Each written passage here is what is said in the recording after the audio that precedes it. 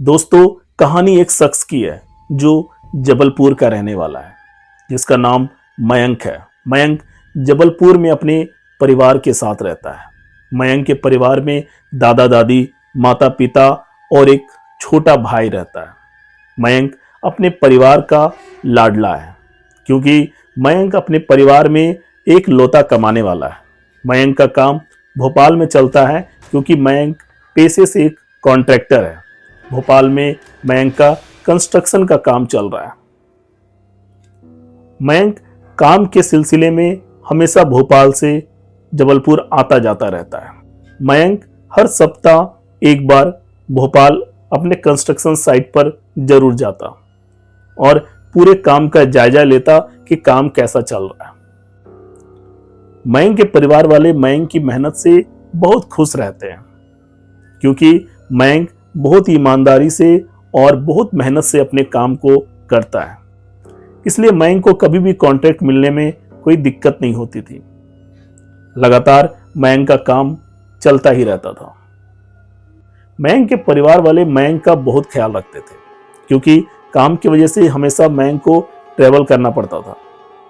मयंक के परिवार वाले सोचते थे कि मयंक इतना ट्रैवल करता है, इससे काफ़ी थक जाता होगा, जिसकी वजह से थोड़ा एक्स्ट्रा केयर उसके परिवार वाले मयंक की करते थे। मयंक भी अपने फैमिली से काफ़ी खुश रहता था। एक दिन की बात है, जब मयंक के कंस्ट्रक्शन साइट से मयंक का स्टाफ मयंक को कॉल करता है और कहता है, सर, यहाँ कंस्ट्रक्शन साइट पर इमरजेंसी आ गई है और आपको बुलाया जा रहा है। मयंक कहता है, लेकिन अभी तो शाम हो रही है, अभी तो मैं इतनी जल्दी तुम्हारे पास नहीं आ सकता। मयंक का स्टाफ कहता है, सर, यहाँ पे कुछ गवर्नमेंट के ऑफिसर आए हुए हैं और काम को रुकवा दिए हैं और आपके बारे में पूछ रहे हैं और कह रहे हैं कि अगर मयंक यहाँ पर नहीं आएगा तो ये काम हमेशा के लिए यहाँ पर रुक जाएगा। मयंक काफी घबरा जाता है, क्योंकि अगर काम रुक जाता तो मयंक को भारी लॉस का सामना करना पड़ता, क्योंकि मयंक का अच्छा खासा पैसा उस कंस्ट्रक्शन के काम पर लगा हुआ था। इसलिए मयंक किसी भी हाल में उस कंस्ट्रक्शन के काम को रुकवा नहीं सकता था। अब क्या मामला है, इसे समझने के लिए मयंक का जाना बहुत जरूरी था। लेकिन शाम का समय हो रहा था और इतनी जल्दी मयंक भोपाल नहीं जा सकता था। वो अपने स्टाफ को कहता है कि उन ऑफिसर्स को रोक के रखो, मैं किसी तरह से सुबह वहां पहुंच जाऊंगा। स्टाफ उन गवर्नमेंट ऑफिसर से बात करता है, उनका रुकने का बंदोबस्त करता है और कहता है कि सर, आप लोग यहाँ पे रात भर स्टे कीजिए, सुबह सर आएंगे तो आपसे मुलाकात करेंगे। उसके बाद मयंक भोपाल जाने के लिए अपना सामान पैक करने लगता है। तभी मयंक के परिवार वाले कहते हैं कि बेटा, अब रात होने वाली है, तुम इस वक्त कहाँ जा रहे हो? मयंक कहता है कि पापा, थोड़ी सी साइट पर इमरजेंसी आ गई है, मुझे जाना बहुत जरूरी है, वरना साइट का काम रुक जाएगा, जिससे हमें बहुत लॉस होगा। मयंक के पेरेंट्स तो शुरुआत में मयंक को मना करते हैं कि इतनी रात में जाना सही नहीं होगा, तुम कल सुबह चले जाना। लेकिन क्योंकि इमरजेंसी आई हुई थी, मयंक को जाना बहुत जरूरी था। उसके बाद किसी तरह से मयंक अपने परिवार वालों को समझाता है और घर से निकल जाता है। मयंक अपनी घड़ी में समय देखता है, रात के 10 बज चुके थे। मयंक सोचता है कि अगर यहां से मैं बस स्टॉप जाऊंगा तो मुझे 1 घंटे का समय लगेगा। दूसरी तरफ एक शॉर्टकट रास्ता था जो एक सुनसान सड़क की ओर जाती थी और सारे जो बस स्टॉप से निकलते थे भोपाल जाने के लिए, उसी सुनसान सड़क से होकर गुजरते थे। मयंक सोचता है, क्यों ना मैं 30 मिनट्स में उस सुनसान सड़क के पास पहुंच जाऊं, ताकि जो भी भोपाल जाने वाली बस मुझे मिलेगी, मैं डायरेक्ट उस बस में चढ़ जाऊंगा और भोपाल पहुंच जाऊंगा। मयंक बस स्टॉप जाने के बजाय एक ऑटो लेकर उस सुनसान सड़क की ओर चला जाता है। 30 मिनट्स के बाद मयंक उस सुनसान सड़क पर पहुंचता है। उस सुनसान सड़क के दोनों किनारे केवल जंगल ही थे। ऑटो वाला मयंक को उस सुनसान जगह पर ड्रॉप करके चला जाता है। मयंक जानता था कि सारे जो भोपाल जाने वाले बस हैं, इसी रास्ते से होके गुजरते हैं। मैं यहां पे कुछ देर खड़ा रहूंगा, कोई ना कोई बस यहां से जरूर गुजरेगी। और वो मुझे अकेला देखकर यहाँ पर जरूर रुकेगी और मैं उस बस में चढ़कर भोपाल चला जाऊंगा। रात के करीबन 10:30 बज चुके थे और दोनों तरफ जंगल से कीड़े मकोड़ों की घुन घुन की आवाज भी आ रही थी, जिसे मयंक को थोड़ा डर भी लग रहा था। लेकिन भोपाल जाना जरूरी था, इस वजह से मयंक वहां पर बस का इंतजार करता रहता है। करीबन 30 मिनट इंतजार के बाद अचानक एक बस मयंक के पास आकर रुकती है। मयंक को उस बस के अंदर से बच्चों के शोर की आवाज सुनाई देती है। वो बस मयंक के सामने आकर रुकती है और उस बस का ड्राइवर मयंक को देखकर कहता है कि साहब, आप सुनसान सड़क पर अकेले क्या कर रहे हैं? मयंक कहता है कि मैं भोपाल जाने के लिए बस का इंतजार कर रहा हूं, क्या आप भोपाल जाओगे? बस का ड्राइवर कहता है कि साहब, हम लोग पिकनिक पर गए हुए थे और भोपाल वापस जा रहे हैं, अगर आप चाहें तो आप हम लोगों के साथ जा सकते हैं। मयंक बहुत खुश हो जाता है क्योंकि मयंक को भोपाल जाने के लिए बस मिल चुकी थी। मयंक तेजी से बस के ऊपर चढ़ जाता है और ड्राइवर के जस्ट पीछे वाली सीट पर बैठ जाता है। मयंक देखता है कि पीछे सीट्स पर बहुत सारे बच्चे बैठे हुए हैं जो बहुत मस्ती कर रहे हैं, जो आमतौर पर पिकनिक जाने वाले बसों में बच्चे करते हैं। मयंक उन बच्चों को देखकर अपना बचपन याद कर रहा था। मयंक को काफी अच्छा लग रहा था क्योंकि मयंक भी बचपन में बस में पिकनिक जाया करता था और इसी तरह से मस्तियां किया करता था। अचानक बारिश शुरू हो जाती है। बस के ऊपर बारिश की बूंदें गिरने लगती है, जिसकी आवाज मयंक स्पष्ट क्लियर सुन पा रहा था। धीरे धीरे मयंक देखता है कि बस की खिड़कियों में धुंध जम रही है, जिससे बाहर का नजारा क्लियर नजर नहीं आ रहा था, क्योंकि बारिश के साथ बस की खिड़कियों में धुंध जमने की वजह से बाहर कुछ दिख नहीं पा रहा था। मयंक सोचता है कि रात का सफर है, मैं थोड़ी देर के लिए सो जाता हूं। बच्चे अपनी मस्ती में लगे हुए थे। बच्चों के जो टीचर थे बच्चों को 1-2 बार डांट भी चुके थे कि अब तुम लोग रेस्ट करो, इतनी मस्ती मत करो। लेकिन बच्चे कहां सुनने वाले थे, वो तो अपने धुन में लगे हुए थे। मयंक सोचता है कि मैं कुछ देर के लिए सो जाता हूं, भोपाल आने से कुछ देर पहले मैं जग जाऊंगा। मयंक की आंख लग जाती है।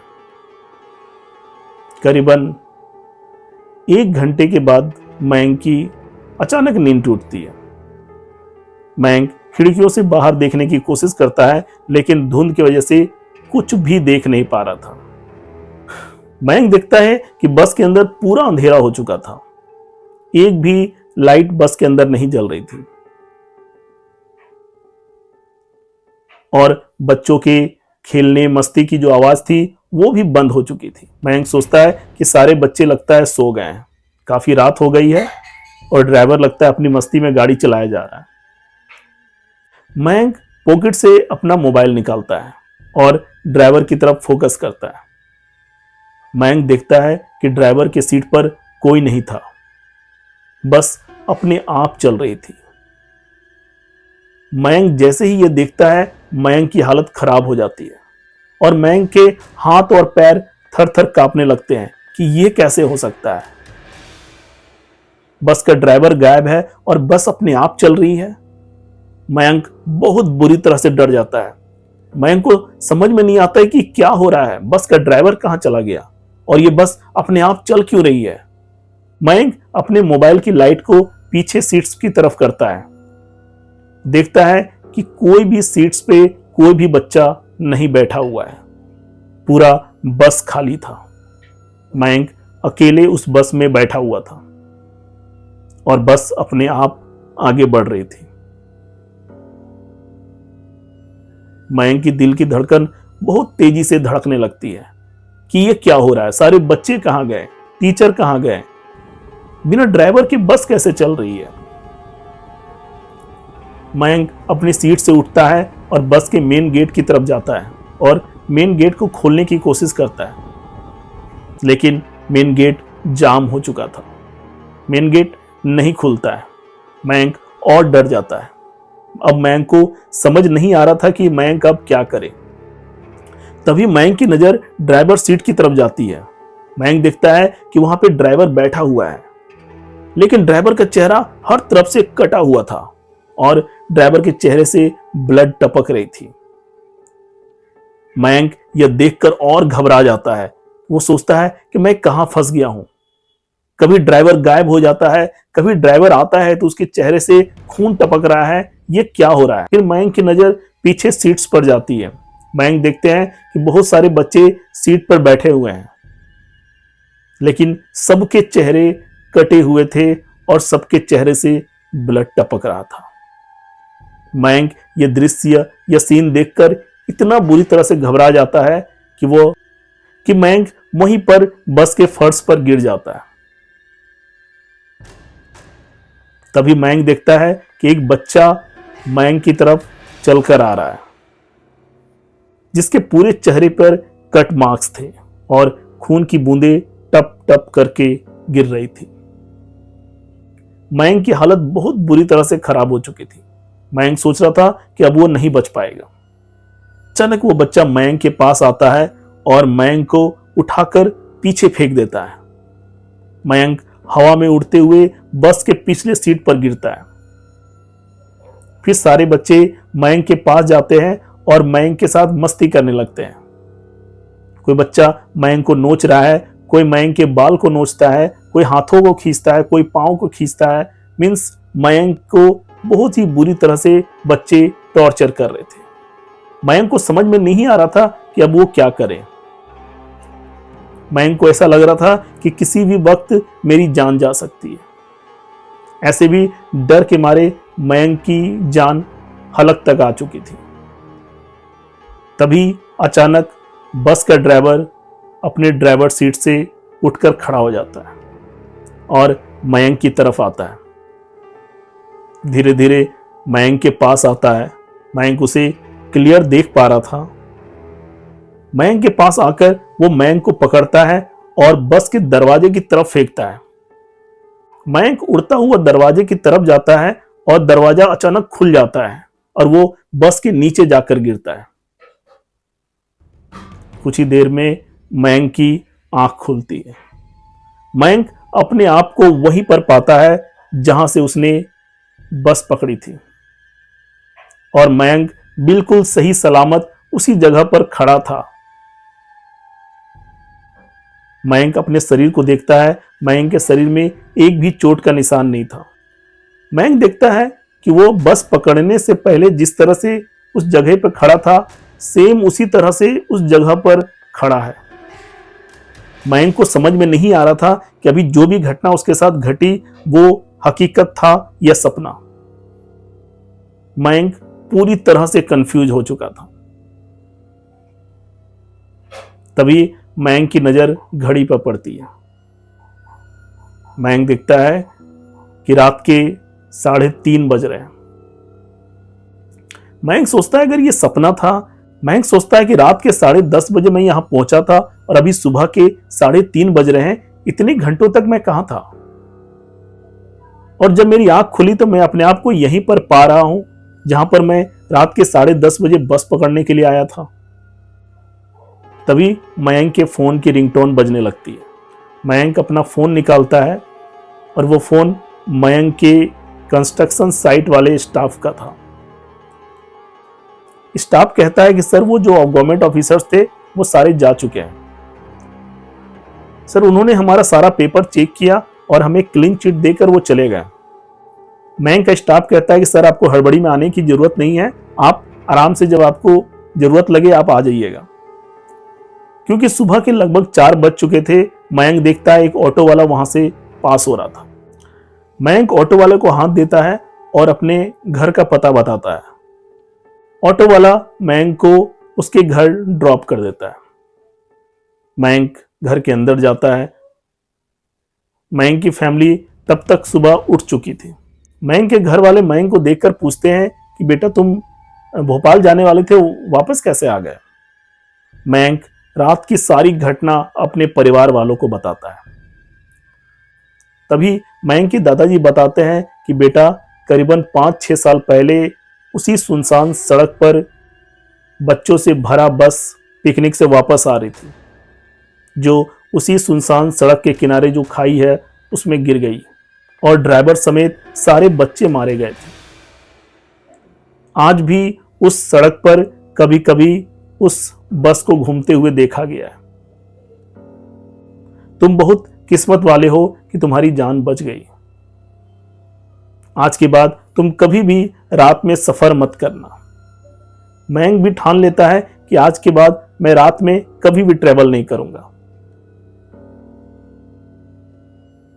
तो दोस्तों, ये इंटरेस्टिंग कहानी आपको कैसी लगी एक कमेंट के माध्यम से जरूर बताएं। Thank you.